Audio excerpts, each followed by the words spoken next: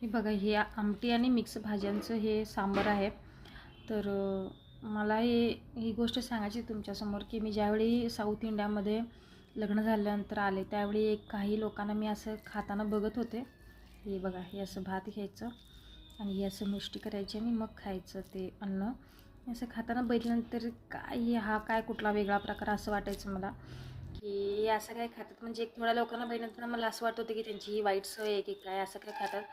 पण एक थोड्या वर्षांनी मला असं समजलं की सगळेच लोक साऊथ इंडियामध्ये अशा प्रकारचं खातात. कारण ह्याच्या पाठीमागे त्यांची आयुर्वेदिक काहीतरी कारणं आहेत, सायंटिफिक पण काहीतरी कारणं आहेत. जशी आपण ह्या पाची बोटानं जे जसं अन्न खातात ती सेम कारणं आहेत. पण त्यांनी हे असं का खातात माहीत नाही.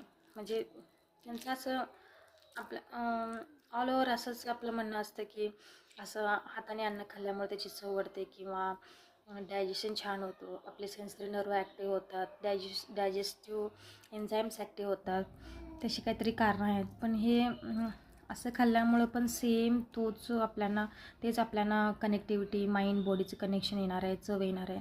त्यात सेन्सरी नर्व्स सगळ्या ॲक्टिव्ह होणार आहे.